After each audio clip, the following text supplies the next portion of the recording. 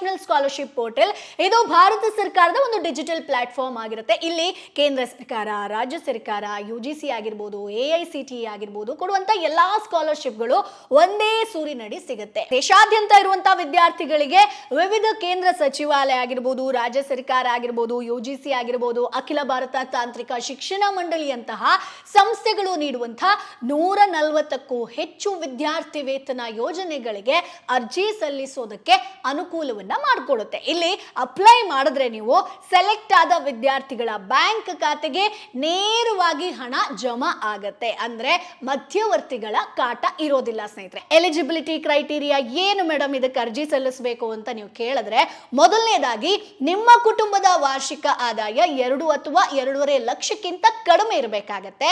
ಇನ್ನು ಹಿಂದಿನ ಕ್ಲಾಸ್ ನಲ್ಲಿ ಕನಿಷ್ಠ ಅಂತಂದ್ರು ನೀವು 50% ಮಾರ್ಕ್ ಅನ್ನ ತೆಗೆದುಕೊಂಡಿರಬೇಕಾಗತ್ತೆ. ಹಾಗೆ ಈ ಯೋಜನೆಗಳು ಸಮಾಜದ ವಿವಿಧ ವರ್ಗದವರಿಗೆ ಮೀಸಲಾಗಿದೆ ಸ್ನೇಹಿತರೆ. ಆದ್ರೆ SC/ST ಆಗಿರ್ಬೋದು, OBC ಆಗಿರ್ಬೋದು, ಅಲ್ಪಸಂಖ್ಯಾತರು ಅಂದ್ರೆ ಮುಸ್ಲಿಮು, ಕ್ರಿಶ್ಚಿಯನು, ಜೈನು ಅಥವಾ ವಿಕಲಚೇತನ ವಿದ್ಯಾರ್ಥಿಗಳಿಗೆ ಒಂದು ಹೆಚ್ಚಿನ ಇಂಪಾರ್ಟೆನ್ಸ್ ಅನ್ನ ಕೊಡ್ತಾರೆ.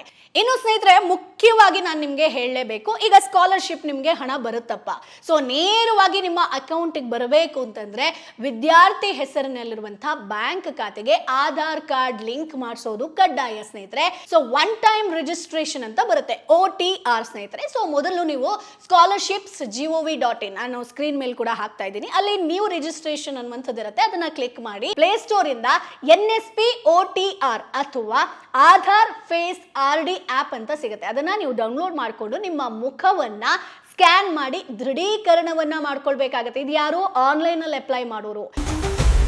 Boss Vala, B the boss.